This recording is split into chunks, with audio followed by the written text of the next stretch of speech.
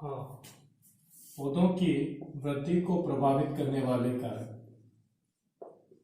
पौधों की वृद्धि को प्रभावित करने वाले कारक।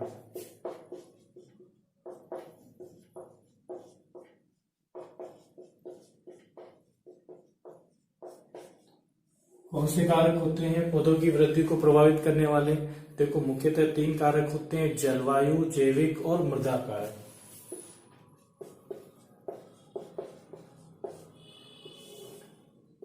जलवायु कारक,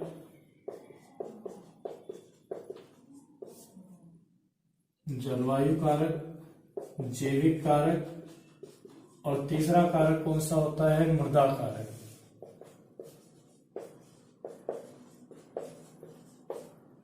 जलवायु, जैविक और मृदा कारक। तो मृदा के सभी भौतिक, रासायनिक व जैविक गुण जो होते हैं और मृदा में होने वाली सभी क्रिया, वो पौधों को क्या करते हैं? खनिज तत्व व जल प्रदान करने की क्षमता को प्रभावित करते हैं। तो इसमें पौधों की वृद्धि के लिए हम निम्न जो दशाएं कौन सी होती हैं भाई? किन कंडीशंस के द्वारा पौधों की वृद्धि प्रभावित होती है, तो उनके बारे में हम बात कर रहे हैं। किन कारकों से? जलवायु, जैविक और मृदा कारक। तो क्या लिख सकते हैं? मृदा के सभी भौतिक, रासायनिक व जैविक, भौतिक, रासायनिक व जैविक मृदा कारक। मृदा के सभी भौतिक, रासायनिक व जैविक कारक क्या करते हैं? मृदा कारक। मृदा में होने वाली सभी प्रक्रिया जो है वो पौधों के खनिज तत्व और जल प्रदान की करने की क्षमता को प्रभावित करते हैं। मृदा कारक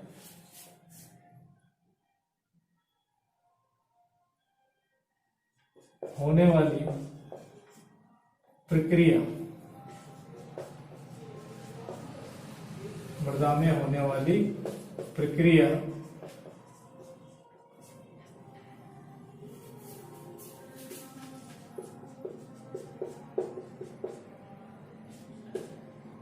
किनको प्रभावित करती है? एक तो खनिजों को, पौधों के खनिजों को और जल प्रदान करने, खनिज तत्व व जल प्रदान करने की क्षमता को प्रभावित करती है। पौधों के खनिज तत्व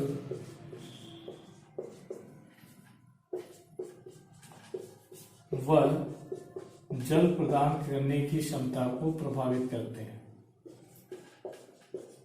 की क्षमता को प्रभावित करते हैं।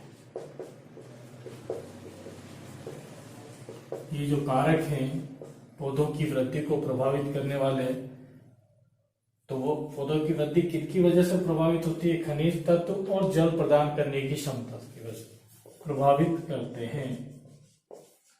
तो भौतिक कारक हो, रासायनिक हो, जैविक हो या मृदा में होने वाली जो सभी प्रक्रियाएं हैं, मृदा में होने वाली सभी प्रक्रिया पौधों के खनिज तत्व व जल प्रदान करने की क्षमता को क्या करते हैं? प्रभावित करते हैं। अब पौधों की वृद्धि के लिए आवश्यक अवस्थाएं क्या होती है या आवश्यक कंडीशंस क्या होती है?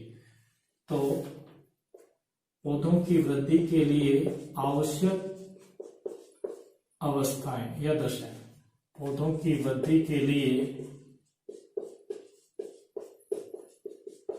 आवश्यक दशाएं।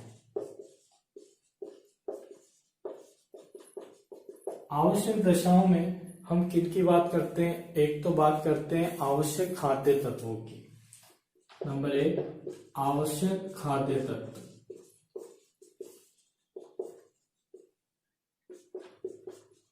खाद्य तत्व आवश्यक कौन से होते हैं?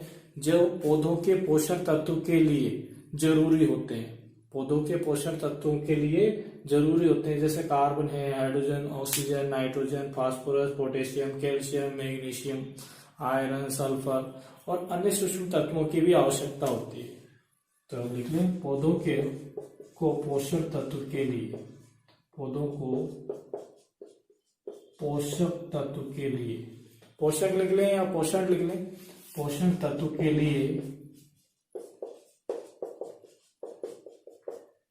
Carbon, hydrogen, oxygen, nitrogen, phosphorus, potassium, calcium, magnesium, sulphur, iron लिख लिया, आयरन नहीं लिखा, आयरन,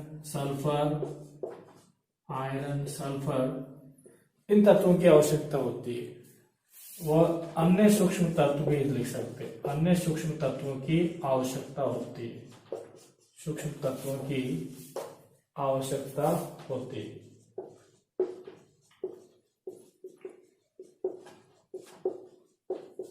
तो पोषक तत्व के लिए carbon, hydrogen, oxygen, nitrogen, phosphorus, potassium, calcium, magnesium, iron, sulphur, ये जो तत्व हैं, इनके अलावा सूक्ष्म तत्व जो होते हैं उनकी भी आवश्यकता होती है। देखो ये तत्व जो मिलते हैं कहाँ से मिलते हैं, एक तो देखो मृदा से, मृदा से क्या मिलता है, मृदा से इनमें से देखो फास्फोरस मिल जाता है, पोटेशियम मिल जाता है, सल्फर मिल जाता है, कैल्शियम मिल जाता है, इसमें मैग्नीशियम इसमें मिल जाता है ना, आयरन मिल जाता है, बोरॉन मिल जाता है मिट्टी में, और इसके अलावा मैग्नीज, जिंक, जो सूक्ष्म तत्व है, manganese, zinc, copper, molybdenum, chlorine, copper, molybdenum, chlorine, ये किससे प्राप्त हो जाते हैं, मृदा से ही प्राप्त हो जाते हैं। हाँ, वायु से, मृदा और वायु से कौन से मिल जाते हैं, मृदा और वायु से मिलते हैं हवा से। कौन से तत्व मिलते हैं, केवल नाइट्रोजन, मृदा में नाइट्रोजन उपस्थित होती है और वायु में भी प्रेजेंट होती है। तो नाइट्रोजन तत्व कहां से मिलता है, मृदा और वायु से, और वायु और जल द्वारा, वायु और जल के माध्यम से क्या मिलता है, एक तो कार्बन, क्या मिलता है, कार्बन, हाइड्रोजन और ऑक्सीजन, क्योंकि वायु और जल में हाइड्रोजन ऑक्सीजन प्रेजेंट है या नहीं, इसके अलावा कार्बन जो कहाँ प्रेजेंट है, वायु में प्रेजेंट है। तो ये आवश्यक खाद्य तत्व मृदा से, मृदा व वायु से, वायु व जल से प्राप्त होते हैं। तो ये तो आवश्यक खाद्य तत्वों की बात होगी। दूसरा हम बात कर सकते हैं आवश्यक दशाओं में जल की। जल जो है सर्वाधिक रूप में काम में लिया जाने वाला पदार्थ होता है, यही कह सकते हैं द्रव, सर्वाधिक रूप में। देखो पेड़ पौधे हो, जीव जंतु हो, सभी के लिए जरूरी होता है। तो सर्वाधिक खाद्य पदार्थ के रूप में पौधे इसको काम में लेते हैं। प्रकाश संश्लेषण के लिए कोशिका का विभाजन हुआ, कोशिका का विस्तार हुआ, और पोषक तत्वों को विलय करने में भी कौन काम आता है, जल। तो दूसरा कौन है, जल। सर्वाधिक जो लिख दो, पौधों के लिए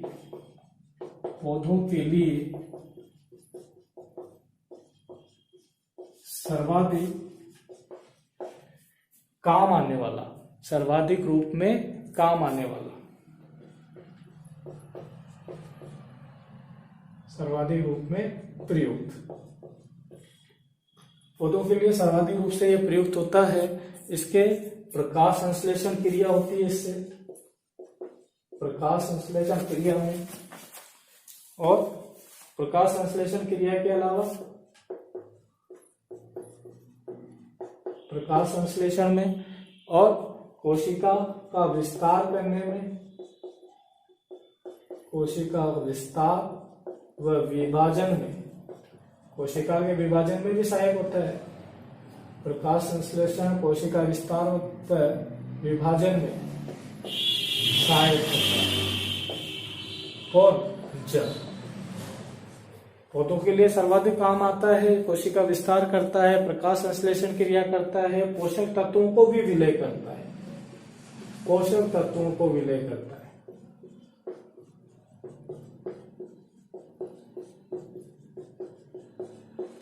विलय करने भी ये उपयोग।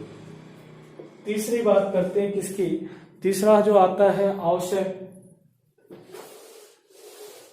पदार्थ, वो कौन सा होता है, जड़ों के श्वसन के लिए ऑक्सीजन।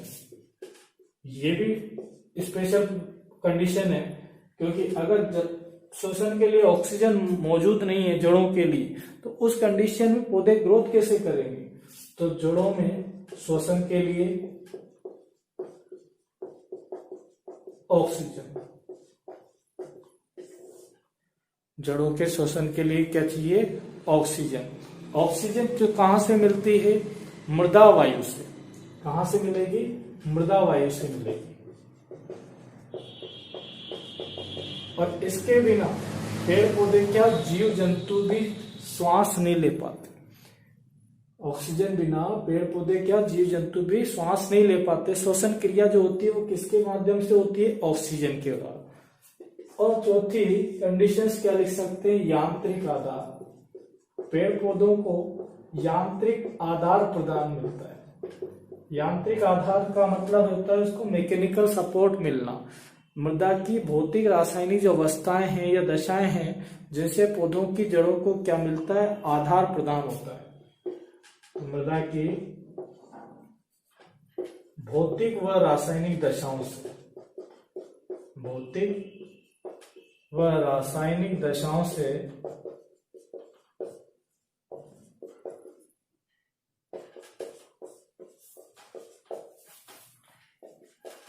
पौधों की जड़ों को क्या मिलता है? आधार। पौधों की जड़ों को आधार प्रदान होता है। आधार प्रदान होता है।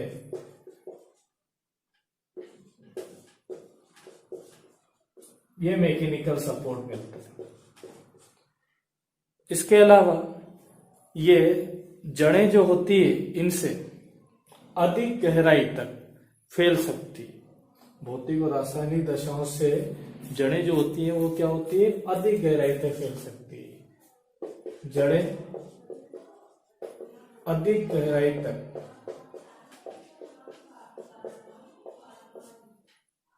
फैल सकती है। अब जब अधिक गहराई तक फैलेंगी तो उस कंडीशन में वायु या जल का तेज बहाव भी होगा तो वो आसानी से सैलेंगे। अतः वायु व जल के तेज बहाव को आसानी से सह लेते हैं। आसानी से सह लेते हैं। किसकी वजह से सह लेते हैं? भौतिक और रासायनिक दशाओं से पौधों की जड़ों को आधार जब प्रदान होता है तो उसकी वजह से जड़ें अधिक गहराई तक फैल जाती हैं और वायु और जल के तेज बहाव की वजह से वो आसानी से उसको, अगर वायु और जल का तेज बहाव भी हो तब भी उसको आसानी से सह जाते हैं। तो ये हमने किसकी बात करी आज? पौधों की वृद्धि को प्रभावित करने वाले कारकों के बारे में। अब केवल क्या शेष बचा है इसमें? चट्टानों का अपक्षय। नेक्स्ट टॉपिक कौन सा है? चट्टानों का अपक्षय। चट्टानों का अपक्षय यानी चट्टानों का टूट। देखो चट्टानें जो टूटती हैं वो किनके द्वारा टूटती हैं? चाहे वो बिजली गिरे, पानी गिरे, तो ऐसी क्रिया जिसके फलस्वरूप मृदा के पैतृक पदार्थों का निर्माण होता है क्या कहलाता है? चट्टानों का अपक्षय कहलाता है। तो परिभाषा क्या लिख सकते हैं? वह क्रिया जिसके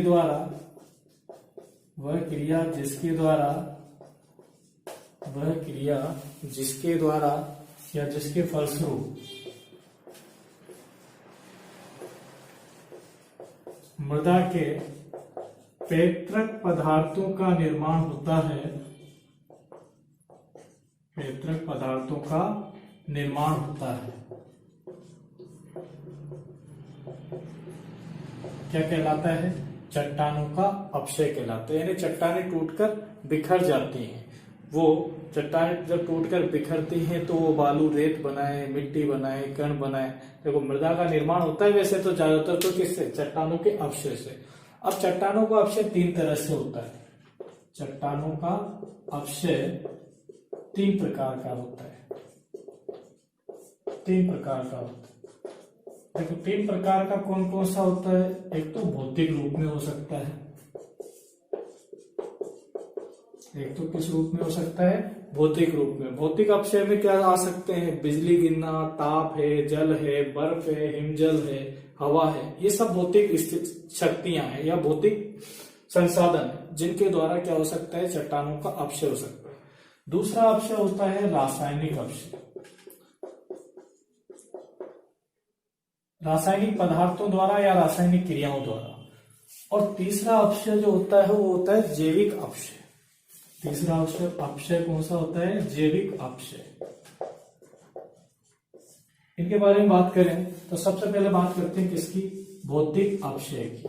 अब भौतिक अपक्षय में सब भौतिक शक्तियां आ जाती है। भौतिक अपक्षय में क्या आ जाती है? सभी भौतिक शक्तियां। तो किसको क्या लिख सकते हैं? भौतिक शक्तियों द्वारा ठोस व स्थूल चट्टानों का टूटकर छोटे छोटे टुकड़ों में विघटित होना। भौतिक शक्तियों द्वारा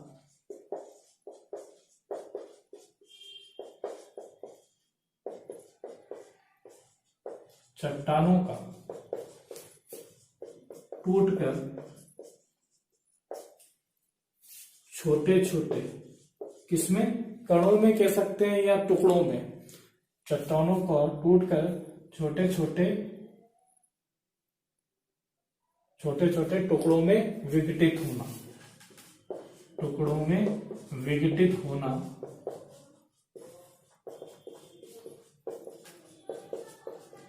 छोटे छोटे टुकड़ों में क्या हो जाते हैं? विघटित हो जाते हैं या अपघटित हो जाते हैं। उसी को हम क्या कहते हैं? भौतिक अपक्षय कहते हैं। भौतिक अपक्षय कहते हैं।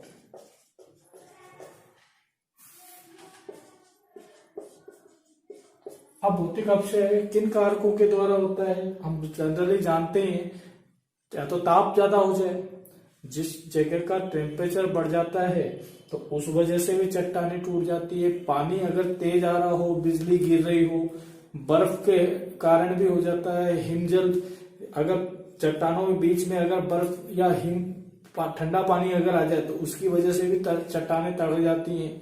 हवा, जब तेज हवा चलती है तो उसके माध्यम से, बिजली गिरने की वजह से। तो ये कारक कौन से होते हैं? भौतिक शक्ति है या भौतिक कारक होते हैं। तो इनको लिख सकते हैं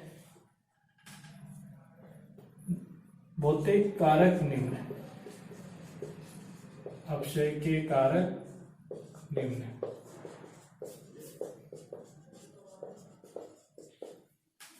नंबर 1, ताप, जल, देखो पानी भी होता है, और बर्फ ठोस रूप में, हिमजल,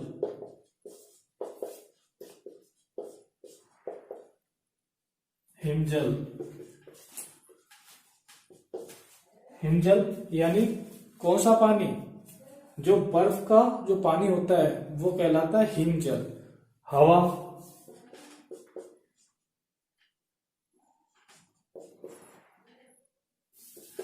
बिजली का कड़कना या गिरना,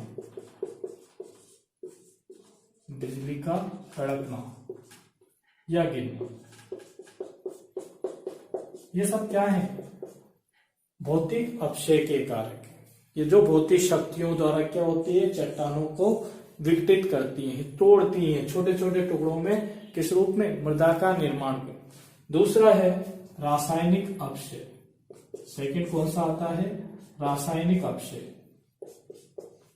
देखो, रासायनिक अपक्षय जो होगा रासायनिक क्रियाओं के द्वारा। रासायनिक अपक्षय किसके द्वारा होता है? रासायनिक क्रियाओं के द्वारा। अब रासायनिक क्रियाएं कौन सी हो सकती हैं? जैसे हम जल अपघटन करा दें, जल का योग करा दें, ऑक्सीकरण हो, अपचयन हो, कार्बोनीकरण क्रिया हो, ये सब क्या होती है? रासायनिक अपक्षय क्रिया है। तो रासायनिक अपक्षय के लिए क्या लिख सकते हैं हम? चट्टानों और खनिजों के मूल रूप में, अगर रासायनिक संगठन में बदलाव हो जाए और बदलाव के फलस्वरूप नया पदार्थ बन जाए तो उस क्रिया को क्या कहते हैं? रासायनिक अपक्षय। तो लिखें, चट्टानों व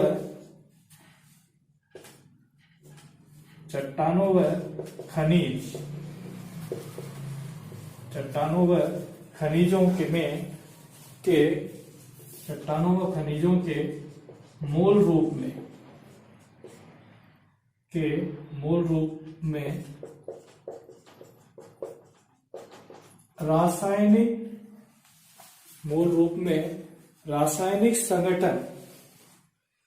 मूल रूप में रासायनिक संगठन में रासायनिक क्रिया के फलस्वरूप रासायनिक संगठन में रासायनिक क्रिया के फलस्वरूप होने वाला परिवर्तन, रासायनिक क्रिया के फलस्वरूप क्या हो जाए, रासायनिक क्रिया के फलस्वरूप नए पदार्थों, रासायनिक क्रिया के फलस्वरूप नए पदार्थों के बनने की प्रक्रिया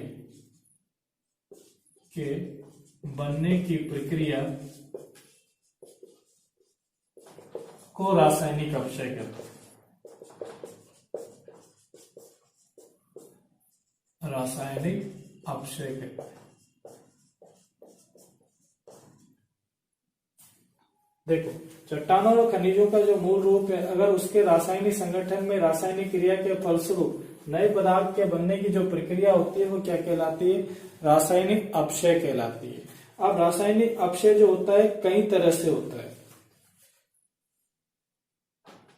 यह निम्न प्रकार का होता है। रासायनिक अपक्षय निम्न प्रकार से कौन कौन सा हो सकता है, हमने कहा एक तो ऑक्सीकरण हो सकता है, एक अपचयन हो सकता है, जल योजन है, जल अपघटन है। तो सबसे पहले इनकी बात करते हैं कि रासायनिक जो अपक्षय है वो किन किन कारकों या किन किन क्रियाओं से। तो सबसे पहले बात किसकी करते हैं, जल का क्या करा दे, अपघटन करा दे। सबसे पहले किससे कराते हैं हम, जल से अपघटन कराते, जल द्वारा विघटित करना। जल अपघटन का मतलब क्या होता है, जल द्वारा विघटित करना। तो इसके लिए उदाहरण है potassium alumina silicate KAlSi3O8। Potassium alumina silicate को ऑर्थोक्लेज कहते हैं। ऑर्थोक्लेज फेल्सपार है, ऑर्थोक्लेज क्या है, ये फेल्सपार, पोटेशियम एल्यूमिना सिलिकेट। अब इसका जल अपघटन कराएंगे, जल अपघटन कराएंगे, जल द्वारा तोड़ेंगे इसको। तो जल अपघटन कराने पर H+ आयन किसको प्रतिस्थापित कर देगा, पोटेशियम आयन को। पोटेशियम आयन को यहां से प्रतिस्थापित करके क्या बना लेगा, अम्लीकृत एल्यूमिना सिलिकेट। अम्लीय क्या बन जाएगा, एल्यूमिना सिलिकेट बन जाएगा, यानी मृत्तिका के रूप में। और पोटेशियम इसके OH आयन से क्रिया करके क्या बना देगा, पोटाश बना देगा। ये तो क्या बना देगा, पोटाश। और ये बन जाएगी अम्लीय सिलिकेट मृत्तिका। अम्लीय सिलिकेट मृत्तिका। ये अम्लीय क्यों आई, क्योंकि इसमें क्या ऐड हो गया, प्रोटॉन, यानी H+ आयन। तो ये सिलिकेट मृत्तिका कैसी होगी, अम्लीय होगी। अब ये अम्लीय सिलिकेट मृत्तिका का अधिकता में जल अपघटन कराएंगे, जल के आधिक्य में। HAlSi3O8 8 मॉलिक्यूल या 8 एटम ऑक्सीजन के हैं, तो 8 जल के अणु द्वारा ही अपघटित करेंगे इसको। 8 जल के अणु द्वारा ही क्या करेंगे, इसको अपघटित करेंगे। अपघटित करने पर जल अपघटित होगा, अपघटित होकर क्या बनाएगा, ये एल्यूमिना Al2O3.3H2। ये एक बॉक्साइट अयस्क होता है। एल्यूमिना का कौन सा अयस्क है, बॉक्साइट अयस्क, Al2O3.3H2।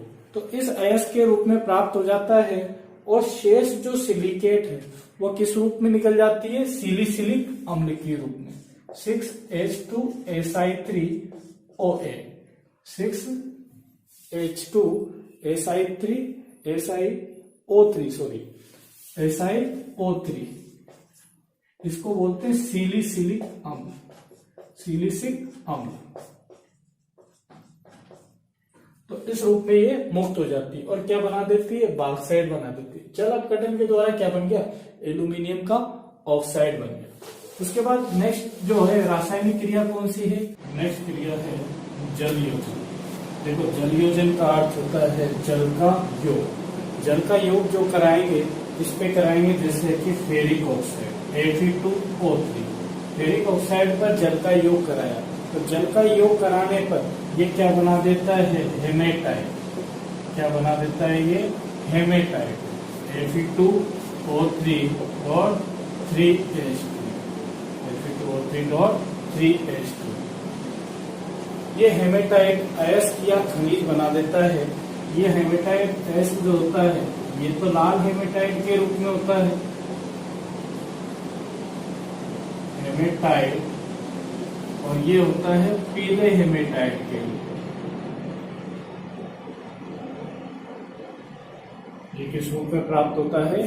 पीले हेमेटाइट के रूप में प्राप्त होता है। इसी तरह कैल्शियम सल्फेट, कैल्शियम सल्फेट, ये जो कैल्शियम सल्फेट है इस पर जल का योग, तो जल का योग कराएंगे, दो जल के अणु द्वारा योग होगा, दो जल के अणु के योग से क्या बना देगा? कैल्शियम सल्फेट का 2 हाइड्रेट यानी जिप्सम। इसको क्या कहते हैं? जिप्सम कहते हैं। ये जिप्सम का सूत्र है CaSO4.2H2, या इसको ऐसे भी लिख सकते हैं CaSO4 का होल ट्वाइस हाफ H2। एक जल का अणु अगर दो कैल्शियम सल्फेट के साथ जुड़े या CaSO4.2H2, तो जल योजन द्वारा भी क्या बना सकते हैं हम?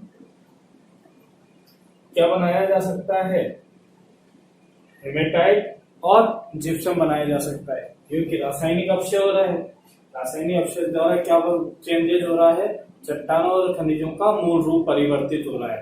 रासायनिक संगठन में परिवर्तन से नए पदार्थ का निर्माण हो रहा है। तीसरा जो आता है रासायनिक अपक्षय, जल अपघटन और जल योजन के बाद ऑक्सीकरण। तो ऑक्सीकरण का अर्थ क्या है? ऑक्सीजन का योग व हाइड्रोजन की कमी। ऑक्सीकरण में ऑक्सीजन का योग कराएंगे, तो ऑक्सीकरण का योग जैसे फेरस ऑक्साइड पे कराए और Fe2, ऑक्सीजन का योग करा रहे हैं। ऑक्सीजन का योग कराने से क्या होगा? ये क्या बना देगा? Ferric oxide Fe2O3, ferric oxide.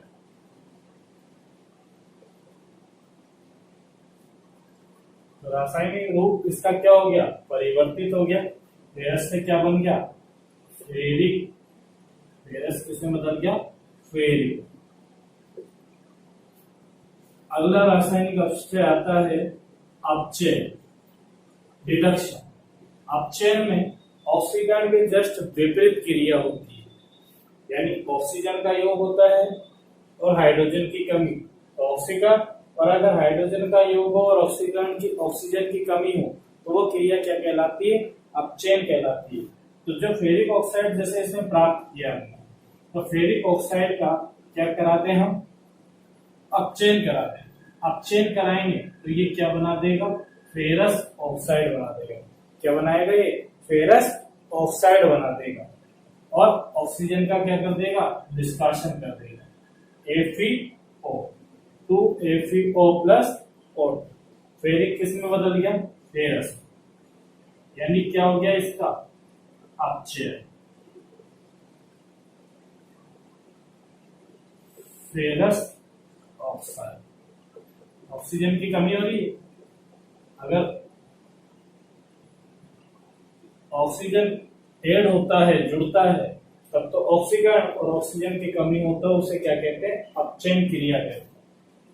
Last इसके बाद क्या आती है? देखो, जल अपघटन हो गया, जल योजन हो गया, ऑक्सीकरण हो गया और अपचयन हो गया। इसके बाद आती है कार्बोनीकरण। कार्बोनीकरण क्रिया में कार्बन डाइऑक्साइड और जल का योग होता है। कार्बन डाइऑक्साइड और जल के योग से तो बनता है अम्ल, यानी कार्बोनिक अम्ल H2CO3।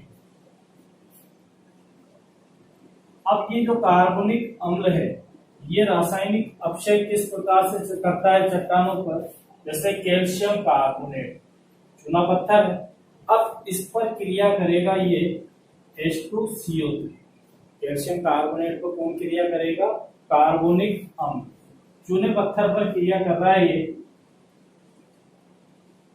यानी चट्टानों का अपक्षय किसके द्वारा हो रहा है? इस कार्बोनिक अम्ल द्वारा। और ये क्या बना देगा? कैल्शियम बाइकार्बोनेट HCO3 का होल ट्वाइस। इसे क्या कहेंगे? Calcium bicarbonate.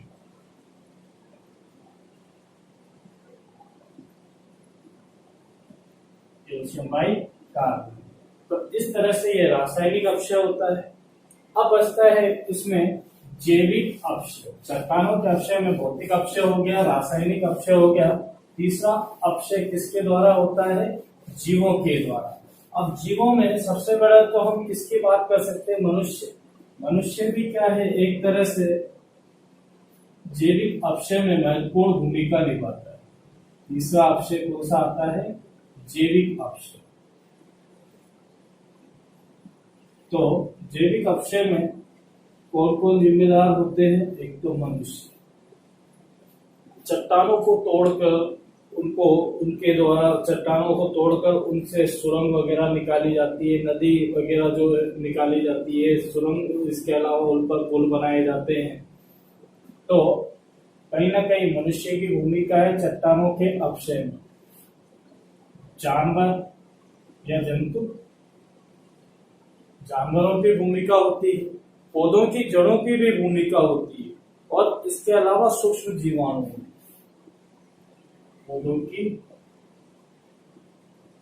जड़ों द्वारा भी क्या होता है? जैविक अपक्षय होता है।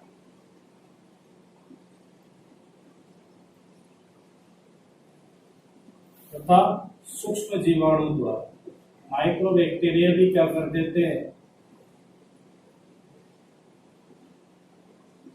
चट्टानों को विघटित करते हैं, और चट्टानें विघटित होकर टूटकर किसका निर्माण कर लेती है? मृदा का निर्माण कर लेती है। इस तरह से चट्टानों का अपक्षय हमने 3 प्रकार से किया, भौतिक, रासायनिक और जैविक अपक्षय के रूप में।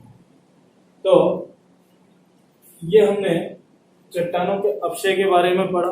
तो इस तरह से हमारा ये फर्स्ट जो चैप्टर है, मृदा, खनिज, चट्टानें व मृदा निर्माण, ये हमारा समाप्त होता है। कुछ महत्वपूर्ण प्रश्न है इसमें, जैसे इंपॉर्टेंट क्वेश्चन लिख लो, ज्यादातर इसमें पूछे जाते हैं। नंबर 1,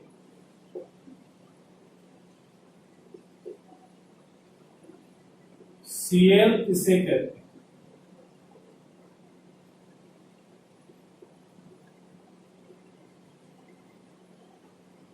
Cl किसे कहते हैं? देखो, Cl किसे कहा जाता है? भूपर्वतीय क्षेत्र जो होता है, यानी भूमि के ऊपर, पृथ्वी के ऊपर, धरा के ऊपर जो क्षेत्र है या जो परत है, तो उस ऊपरी परत पर कुछ ऐसी चट्टानें या ऐसी शेल से ये बना हुआ होता है, जिससे में क्या पाया जाता है? Aluminium silicate. एल्यूमिनियम सिलिकेट खनिज इसमें उपस्थित होता है, उस स्तर को ही क्या कहते हैं? Cl कहते हैं। तो इसकी परिभाषा या आंसर क्या लिख सकते हो आप इसका? भूपर्वतीय,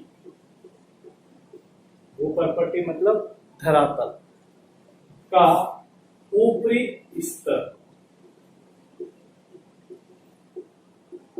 जिस शेल से बना होता है या चट्टान से, जिस शेल से बना होता है,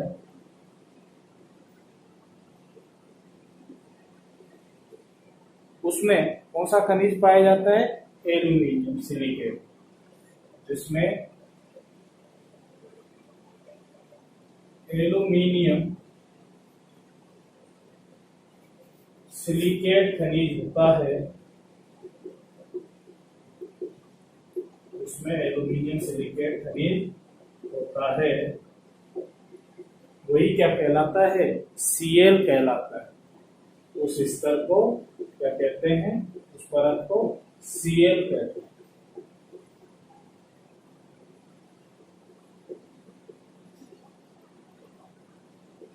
देखो, ये तो Cl की परिभाषा हो गई।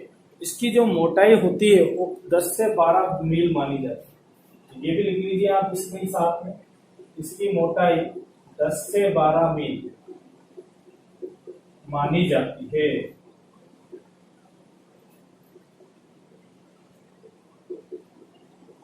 मोटाई कितनी होती है इसकी? 10 से 12 मील।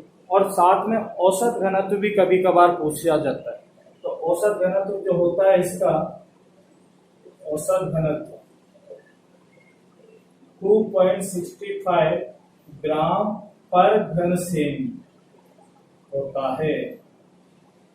2.65 ग्राम पर घन सेमी इसका क्या होता है? घनत्व होता है। इसी तरह इसी के साथ एक और क्वेश्चन बनता है इसी परतों से रिलेटेड, समय या सीमा, इंग्लिश में बोले तो सीमा। समय किसे कहते हैं? सीमा किसे कहते हैं? देखो इसी से रिलेटेड है, इसलिए मैं यहाँ पर आपको इन क्वेश्चंस में लिखा रहा हूं।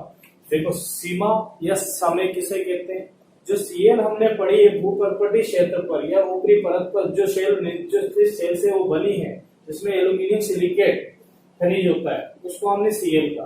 तो उसके नीचे की जो परत, उसके नीचे की परत, सीएल के ठीक नीचे की जो परत होती है, जिसमें मैग्नीशियम सिलिकेट खनिज होता है, मैग्नीशियम सिलिकेट खनिज का बना हुआ जो स्तर है या जो परत है, उसी को क्या कहते हैं? सीमे कहते हैं। सीमे या सीमा।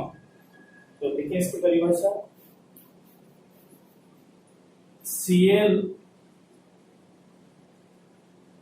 परत के ठीक नीचे, सीएल जो परत है उसके ठीक नीचे मैग्नीशियम सिलिकेट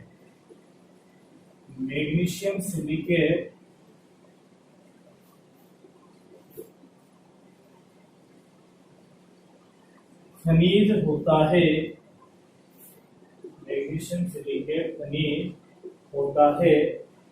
उसे ही को क्या कहा जाता है? मैग्नीशियम सिलिकेट खनिज से बनी परत होती है, सिलिकेट खनिज से निर्मित परत को सीमा या समय कहा जाता है। तो एल्यूमिनियम सिलिकेट से बनी हुई परत तो क्या कहलाती है? सीएल कहलाती है। और मैग्नीशियम सिलिकेट से बनी हुई जो परत होती है या स्तर होता है, उसे क्या कहते हैं? सीमा या समय कहा जाता है। तो इस तरह से हमने ये चैप्टर क्लियर किया। नेक्स्ट क्लास में हम अगला चैप्टर